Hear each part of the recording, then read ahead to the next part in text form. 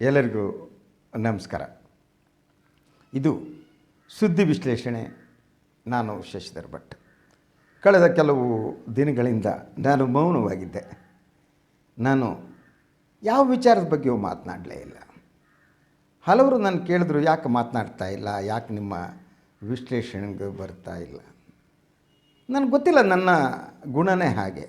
ನಾನು ಕೆಲವೊಮ್ಮೆ ಮೌನವಾಗಿರೋದಕ್ಕೆ ಇಷ್ಟಪಡ್ತೀನಿ, ಕೆಲವೊಮ್ಮೆ ಮಾತನಾಡೋದಕ್ಕೆ ಇಷ್ಟಪಡ್ತೀನಿ. ಮೌನವಾಗಿರುವುದು ಕೂಡ ಒಂದು ಆತ್ಮಾವಲೋಕನ ಅಂತ ನಂಬಿದವನು ನಾನು. ಕೆಲವು ದಿನ ನನಗೆ ಮಾತನಾಡಬೇಕು ಅಂತ ಅನಿಸಲ್ಲ, ಕೆಲವು ದಿನ ಮಾತಾಡ್ತಾನೆ ಇರಬೇಕು ಅಂತ ಅನಿಸುತ್ತೆ. ಸೊ ಈ ನಡುವೆ ಹಲವು ರೀತಿಯ ಬೆಳವಣಿಗೆಗಳು. ನನಗೆ ಸ್ವಲ್ಪ ಬೇಸರ ಕೂಡ ಇತ್ತು. ನನ್ನ ತಮ್ಮನಿಗೆ ಆರೋಗ್ಯ ಸರಿ ಇಲ್ಲ, ಅದು ಒಂದು ಚಿಂತೆ ನನಗೆ. ಸೊ ನನ್ನ ತಮ್ಮ, ಅವನು ನನ್ನ ಒಡ ಹುಟ್ಟಿದವನು, ನನಗಿಂತ ಹೆಚ್ಚು ಬುದ್ಧಿವಂತ, ಜಾಣ. ಅವನು ಭಾಳ ವರ್ಷಗಳ ಕಾಲ ಪ್ರಜಾವಾಣಿಯ ನಮ್ಮೂರಿನ ಅರೆಕಾಲಿಕ ವರದಿಗಾರನಾಗಿ ಕೆಲಸ ಮಾಡ್ತಾ ಇದ್ದವನು. ಈಗ ಆರೋಗ್ಯದ ಸಮಸ್ಯೆ, ಅಂಥ ದೊಡ್ಡ ಸಮಸ್ಯೆ ಏನಲ್ಲ, ಆದರೂ ಆರೋಗ್ಯದ ತಮ್ಮನಿನ ಆರೋಗ್ಯ ಸಮಸ್ಯೆ ನನ್ನನ್ನು ಹೆಚ್ಚು ಅಧೀರನಾಗಿ ಮಾಡುವಂಥದ್ದು. ಸೊ ಹಾಗೇನೆ ಹಲವು ರೀತಿಯ ಒತ್ತಡಗಳ ನಡುವೆ ನಾನು ಮಾತಾಡಲಿಲ್ಲ. ನಂತರ ನನಗೆ ಅನ್ನಿಸ್ತು, ನಾನು ಈ ಬದುಕಿನಲ್ಲಿ ನಾವು ಇರುವಷ್ಟು ಕಾಲ ನಾವು ಏನನ್ನು ಹೇಳುತ್ತೇವೋ ಅದು ಹೇಳಬೇಕಾದ್ದು ಅಂತ. ನಾವು ಜಗತ್ತಿಗೆ ಏನನ್ನು ಹೇಳ್ತೀವಿ ಅದು ನಾವು ಕಂಡುಕೊಂಡದ್ದು. ನಾನು ಬದುಕಿನಲ್ಲಿ ಏನು ಕಂಡುಕೊಂಡಿದ್ದೇನೆ ಅದು ನಾನು ಹೇಳಬೇಕು. ಅದು ರಾಜಕೀಯ ಇರಬಹುದು, ಬದುಕಿಗೆ ಸಂಬಂಧಪಟ್ಟ ಹಾಗೆ ಇರ್ಬೋದು, ಯಾವ ವಿಚಾರನೂ ಇದ್ದಿರಬಹುದು. ಅದನ್ನು ಹೇಳಬೇಕಾದ್ದು ಜನ ಒಪ್ಪಲಿ ಬಿಡಲಿ ನಾವು ಹೇಳಬೇಕು. ಅದು ನಮ್ಮ ಒಳಗೆ ಸಂತೋಷಕ್ಕೆ ಸಂಬಂಧಪಟ್ಟಿದ್ದು ನಾನು ಮಾತನಾಡುವುದು. ನಾವು ಹಾಡನ್ನು ಕೇಳಿದ ಹಾಗೆ ಸಂಗೀತ ಇದೆಯಲ್ಲ, ಅದು ನಮ್ಮ ಸಂತೋಷಕ್ಕೆ, ಒಳಗಿನ ಸಂತೋಷಕ್ಕೆ ಸಂಬಂಧಪಟ್ಟಿದ್ದು. ಹಾಗೆಯೇ ನನಗನ್ನಿಸ್ತು, ಎಸ್, ನಾನು 3.5 ದಶಕ ಕಾಲ ಒಬ್ಬ ಪತ್ರಿಕೋದ್ಯಮಿಯಾಗಿ ಇವತ್ತಿನ ಆಗು ಹೋಗುಗಳ ಇರ್ತವಲ್ಲ, ಆ ಆಗು ಹೋಗುಗಳ ಜೊತೆಗೆ ನಾನು ಸಂವಹನ ನಡೆಸ್ತಿದ್ದರೆ ನಾನು ಸತ್ತೋದಂತೆ ಅಂತ. ಸೊ ಬರೆಯುವುದು, ಮಾತನಾಡುವುದು ನನ್ನ ಧರ್ಮ, ಬರೆಯುವುದು, ಮಾತನಾಡುವುದು ನನ್ನ ಕರ್ಮ. ಯಾರು ಒಪ್ಪಲಿ ಬಿಡಲಿ ನಾನು ಮಾತನಾಡ್ತಾ ಇರಬೇಕು. ಸೊ ನಾನು ಮಾತನಾಡುವುದು ನಮ್ಮ ಸ್ವಯಂ ಪ್ರಚಾರಕ್ಕಾಗಿ ಅಲ್ಲ.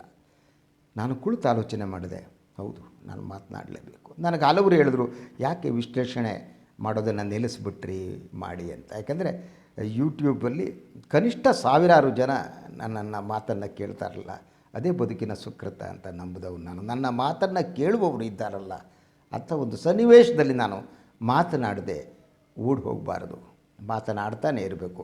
ದಿನ ಯಾವ್ಯಾವ ವಿಚಾರಗಳ ಬಗ್ಗೆ ನನಗೆ ಮಾತನಾಡಬೇಕು ಅಂತ ಅನಿಸುತ್ತೋ ಅದನ್ನು ಮಾತನಾಡಬೇಕು ಅನ್ನುವ ತೀರ್ಮಾನಕ್ಕೆ ಬಂದೆ.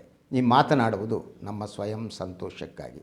ನನ್ನ ಮಾತನ್ನು ಕೇಳಿ ಇನ್ನೊಬ್ಬರಿಗೆ ಸಂತೋಷ ಆದರೂ ನನಗೆ ಸಂತೋಷ. ನನ್ನ ಮಾತನ್ನು ಕೇಳಿ ಇನ್ನೊಬ್ಬರಿಗೆ ಸಿಟ್ಟು ಬಂದರೆ ಅದು ಸಂತೋಷನೇ, ನನಗೆ ದುಃಖ ಇಲ್ಲ. ಆದರೆ ನಾನು ಮಾತನಾಡುವುದನ್ನು ನಿಲ್ಲಿಸಲಾರೆ. ಮಾತನಾಡುವುದನ್ನು ನಾನು ನಿಲ್ಲಿಸಿದ ದಿನ ನಾನು ಎಲ್ಲವನ್ನು ನಿಲ್ಲಿಸಿದ ಹಾಗೆ, ನನ್ನ ಉಸಿರನ್ನು ನಿಲ್ಲಿಸಿದ ಹಾಗೆ. ಆದ್ದರಿಂದ ಮಾತನಾಡುವುದನ್ನು ನಾನು ನಿಲ್ಲಿಸಲಾರೆ.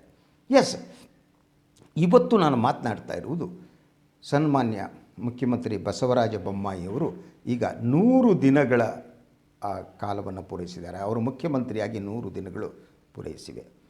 ಇದೇ ಸಂದರ್ಭದಲ್ಲಿ ಬೊಮ್ಮಾಯಿಯವರು ದೆಹಲಿಗೆ ಭೇಟಿ ನೀಡಿದರು. ಪಕ್ಷದ ಅಧ್ಯಕ್ಷ ನಡ್ಡಾ ಅವರನ್ನು ಬೊಮ್ಮಾಯಿ ಭೇಟಿ ಮಾಡಿದ್ರು. ಅಮಿತ್ ಶಾ ಅವರನ್ನು ಭೇಟಿ ಮಾಡಿದ್ರು. ಹಾಗೆ ಪ್ರಧಾನಿಯವರನ್ನು ಭೇಟಿ ಮಾಡಿದರು. ಈ 3 ಭೇಟಿಗೆ ಸಂಬಂಧಪಟ್ಟ ಹಾಗೆ ಹಲವು ರೀತಿಯ ವಿಶ್ಲೇಷಣೆಗಳು ಬರ್ತಾ ಇವೆ. ಅವರು ಹೋದದ್ದು ಯಾಕೆ, ಬೊಮ್ಮಾಯಿಯವರು ತಾವಾಗಿಯೇ ಹೋದ್ರ ಅಥವಾ ಅವರನ್ನು ದೆಹಲಿಯ ನಾಯಕರು ಕರೆಸಿಕೊಂಡಿದ್ರ ಅನ್ನುವ ವಿಶ್ಲೇಷಣೆ ಕೂಡ ಬಹಳ ಗಂಭೀರವಾಗಿ ನಡೀತಾ ಇದೆ. ಸೊ ಅವರು ಕರೆಸಿಕೊಳ್ಳಿ ಹೋಗಲಿ, ಇದರ ನಡುವೆ ಅಂಥ ವ್ಯತ್ಯಾಸ ಇದೆ ಅಂತ ನನಗೆ ಅನಿಸಲ್ಲ. ಒಂದು, ದೆಹಲಿಯ ನಾಯಕರು ಬೊಮ್ಮಾಯಿಯವರನ್ನು ಕರೆಸಿಕೊಂಡಿದ್ದರು ಅನ್ನೋದರಲ್ಲಿ ನನಗೇನು ಯಾವುದೇ ಅನುಮಾನ ಇಲ್ಲ. ಯಾಕೆ ಕರೆಸಿಕೊಂಡಿದ್ದರು, ಯಾಕೆ ಬೊಮ್ಮಾಯಿಯವರು ಇದ್ದಕ್ಕಿದ್ದಾಗೆ ದೆಹಲಿಗೆ ಹೋಗಿ 3 ನಾಯಕರುಗಳನ್ನು ಅವರು ನೋಡಿದ್ರು. ಒಂದು ಬಹಳ ಮುಖ್ಯವಾಗಿ, ಯೂಸುವಲಿ ಪ್ರಧಾನಿಯವರನ್ನು ನೋಡಿ ಚರ್ಚೆ ಮಾಡೋದಿದೆ, ಇವರು ಪಕ್ಷದ ಅಧ್ಯಕ್ಷರನ್ನು.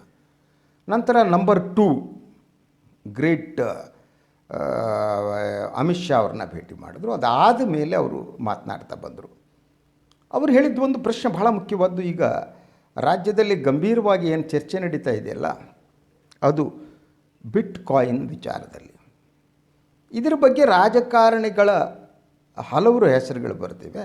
ಕಾಂಗ್ರೆಸ್ ನಾಯಕರುಗಳ ಹೆಸರು ಬರ್ತಿವೆ, ಬಿ ಜೆ ಪಿಯ ಯಾವುದ್ಯಾವುದೋ ದೊಡ್ಡ ನಾಯಕರಿಗೆ ಇದು ಸಂಬಂಧ ಇದೆ ಅಂತ ಹೇಳಲಾಗ್ತಾ ಇದೆ. ಇದು ಯಾರ ಸಂಬಂಧ ಇದೆ ಅನ್ನೋದು ತನಿಖೆಯಿಂದ ಹೊರಗೆ ಬರಬೇಕು. ಆದರೆ ಗಾಳಿಯಲ್ಲಿ ಈ ಸುದ್ದಿಗಳು ನಡೀತಾ ಇವೆ. ಈ ಬಗ್ಗೆ ಪ್ರಧಾನಿಯವರು ವಿವರ ಕೇಳುವುದಕ್ಕಾಗಿಯೇ ಬೊಮ್ಮಾಯಿ ಕರೆಸಿದ್ರು ಅನ್ನುವ ಒಂದು ವಾದ ಇತ್ತು. ಅದಕ್ಕೆ ಸಂಬಂಧಪಟ್ಟ ಹಾಗೆ ದೆಹಲಿ ಪ್ರಧಾನಿಯವರನ್ನು ನೋಡಿದ ತಕ್ಷಣ ಬೊಮ್ಮಾಯಿ ಒಂದು ಮಾತನ್ನು ಹೇಳಿದರು.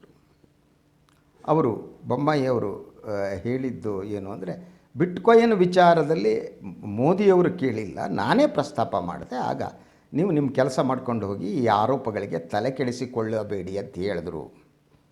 ಅದು ಬೊಮ್ಮಾಯಿಯವರ ಮಾತು. ಹಾಗೆಯೇ ಪಕ್ಷದ ಅಧ್ಯಕ್ಷರ ಜೊತೆಗೆ, ಅದರಂತೆ ಅಮಿತ್ ಶಾ ಜೊತೆಗೂ ಈ ಬಗ್ಗೆ ಚರ್ಚೆ ಮಾಡಿಲ್ಲ ಅನ್ನುವ ಮಾತನ್ನು ಅವರು ಹೇಳಿದರು. ಆದರೆ ಬಿಟ್ಕಾಯಿನ್ ವಿಚಾರವನ್ನು ಬಹಳ ಗಂಭೀರವಾದ ಒಂದು ಇಶ್ಯೂ ಆಗಿ, ವಿಚಾರವಾಗಿ ಹೊರಬಂಥ ಸಂದರ್ಭದಲ್ಲಿ ಪಕ್ಷದ ನಾಯಕತ್ವ ಇದರ ಬಗ್ಗೆ ಚರ್ಚೆಯನ್ನೇ ನಡೆಸಿಲ್ಲ ಅಂತ ನಂಬೋದು ಕಷ್ಟ. ಯಾಕೆಂದರೆ ಯೂಶ್ವಲಿ ರಾಜಕಾರಣಿಗಳು ಅಂದರೆ ಹಾಗೇನೆ, ಅವರು ಹೊರಗಡೆ ಏನು ಹೇಳ್ತಾರೋ ಅವರು ಒಳಗಡೆ ಹಾಗೆ ಇರಲ್ಲ ವಸ್ತುಸ್ಥಿತಿ ಅಂತ. ತಮಗೆ ಯಾವುದು ಅನುಕೂಲನೋ ಆ ರೀತಿ ಅವರು ಮಾತನಾಡ್ತಿರ್ತಾರೆ. ಈಗ ಒಂದೊಮ್ಮೆ ಎಸ್ ಹೌದು ನನ್ನ ಜೊತೆ ಬಿಟ್ಕಾಯಿನ್ ವಿಚಾರದಲ್ಲಿ ಮಾತಾಡಿದ್ರು ಅನ್ನುವ ಹೇಳುವ ಸ್ಥಿತಿಯಲ್ಲಿ, ಹೇಳುವ ಸ್ವಾತಂತ್ರ್ಯನೂ ಬೊಮ್ಮಾಯಿಯವರಿಗೆ ಇಲ್ಲ, ಅದರಂತೆ ಹೇಳುವ ಅಗತ್ಯ ಕೂಡ ಅವರಿಗೆ ಕಂಡಿಲ್ಲ. ಯಾಕಂದರೆ ಹೇಳಿದರೆ, ಆ ಮಾತನ್ನು ಹೇಳಿದರೆ ಅದು ಬೇರೆ ಬೇರೆ ರೂಪಗಳನ್ನು ಪಡೆದುಕೊಳ್ಳುತ್ತೆ ಅನ್ನೋದು ಬೊಮ್ಮಾಯಿಯವರಿಗೆ ಗೊತ್ತಿದೆ. ಆದ್ದರಿಂದ ಅವರು ಅದನ್ನು ಹೇಳಿಲ್ಲ. ಒಂದು ಬಹಳ ಸ್ಪಷ್ಟವಾಗಿ ಬಿಟ್ಕಾಯಿನ್ ವಿಚಾರದಲ್ಲಿ ನಾವು ಗಮನಿಸಬೇಕಾದ ವಿಷಯ ಏನು ಗೊತ್ತಾ, ಇದು ಪಕ್ಷಾತೀತವಾದದ್ದು ಅಂತ. ಸಾವಿರಾರು ಕೋಟಿ ರೂಪಾಯಿಗಳ ವ್ಯವಹಾರ, ಇದರಲ್ಲಿ ಹಲವು ರಾಜಕಾರಣಿಗಳ ಸಂಬಂಧ ಇದ್ದಾಗಿದೆ.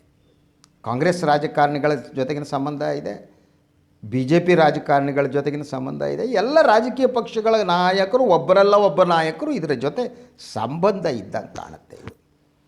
ಆದ್ದರಿಂದ ಇವರು ಪರಸ್ಪರ ದೋಷಾರೋಪಣೆಯಲ್ಲಿ ಅವರು ನಿರತರಾಗಿದ್ದಾರೆ ಅಂತ.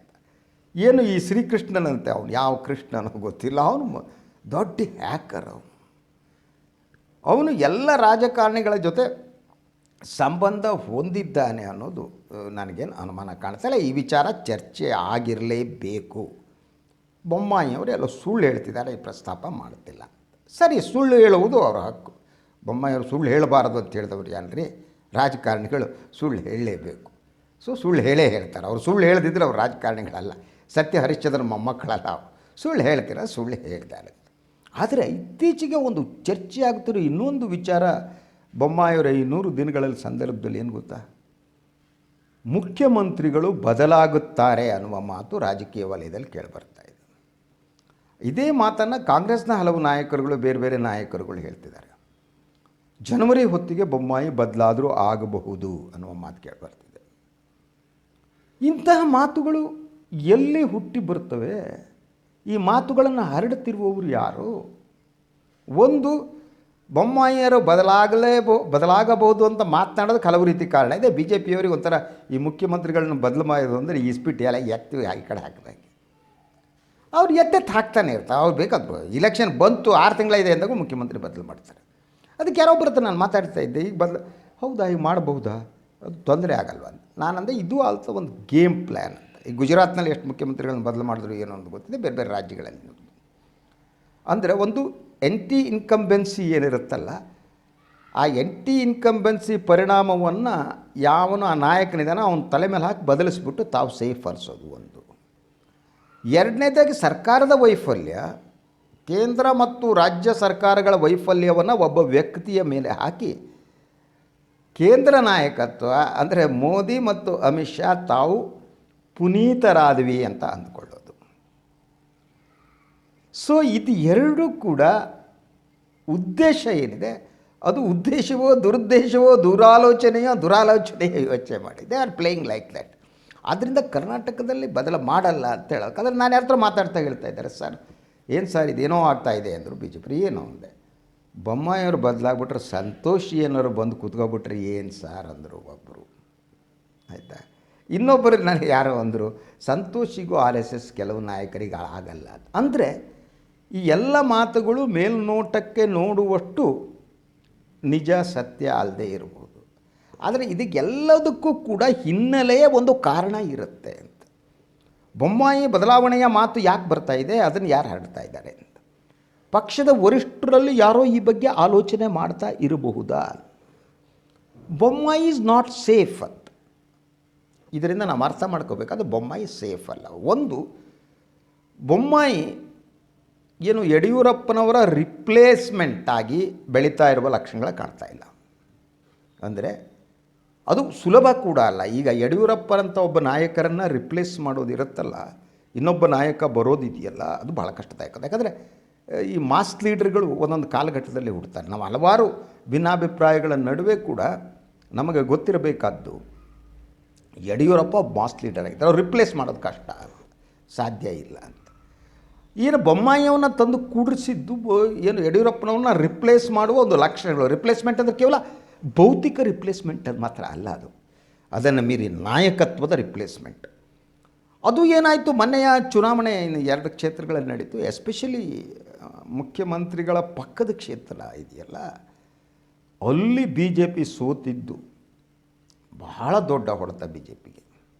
ಹಾನಗಲ್ ಕ್ಷೇತ್ರದಲ್ಲಿ ಸೋತಿದ್ದು, ಅದನ್ನೇ ಗೆಲ್ಲಿಸೋದಕ್ಕಾಗಿಲ್ಲ. ಅಂದರೆ ಒಂದು ಇಡೀ ಜನಸಮುದಾಯವನ್ನು ಸೆಳೆಯುವ ಒಂದು ಶಕ್ತಿ ಸನ್ಮಾನ್ಯ ಬಸವರಾಜ ಬೊಮ್ಮಾಯಿಯವರಿಗೆ ಇದೆಯೋ ಇಲ್ಲೋ ಅನ್ನುವ ಅನುಮಾನ ಪ್ರಾರಂಭ ಆದದ್ದು ಅಂತ. ಇದೊಂದು ಎಚ್ಚರಿಕೆಯ ಗಂಟೆ ಅಂತ ಬಿ ಜೆ ಪಿ ವರಿಷ್ಠರು ಪರಿಗಣಿಸಿದಂತೆ ಕಾಣ್ತಾ ಇದೆ.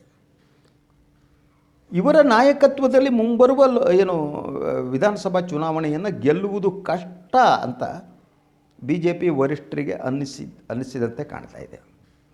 ಈ ಎಲ್ಲ ವಿಚಾರಗಳ ಬಗ್ಗೆ ಚರ್ಚೆ ನಡೆಸುವುದಕ್ಕಾಗಿಯೇ ಬೊಮ್ಮಾಯಿ ಅವರನ್ನ ದೆಹಲಿಗೆ ಕರೆಸಿಕೊಳ್ಳಲಾಗಿತ್ತು ಅಂತ.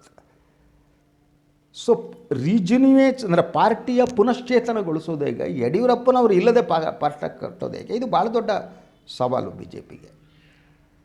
ಬೊಮ್ಮಾಯಿ 100 ದಿನಗಳ ಅವಧಿಯಲ್ಲಿ ಕೆಟ್ಟ ಕೆಲಸ ಮಾಡಿದ್ದಾರೆ ಅಂತ ನಾನು ಹೇಳಲಾರೆ.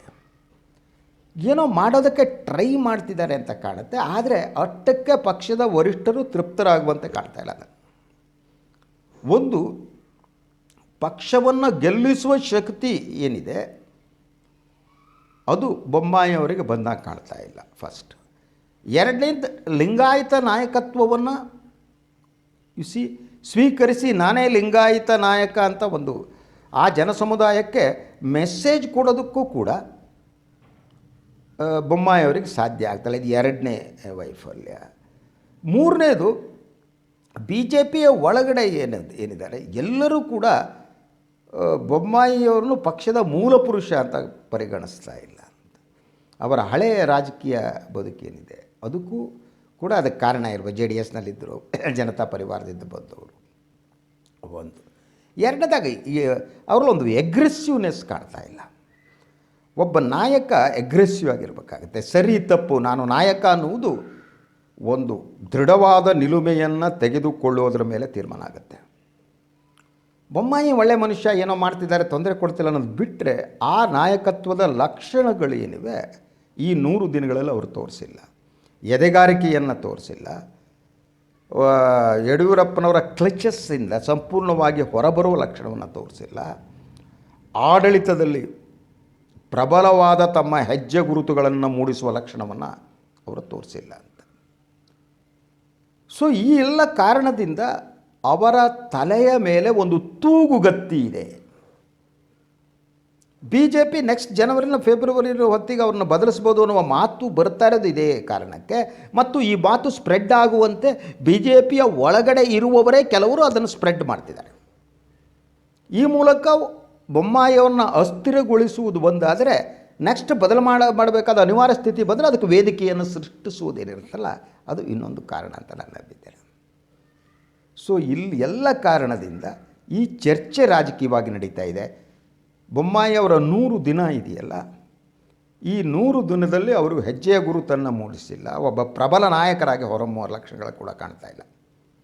ಸೊ ಇದೆಲ್ಲ ಕೂಡ ಅವರ ನಾಯಕತ್ವದ ಬಗ್ಗೆ ಪ್ರಶ್ನಿಸುವ ಒಂದು ವಾತಾವರಣ ಸೃಷ್ಟಿ ಮಾಡಿದೆ.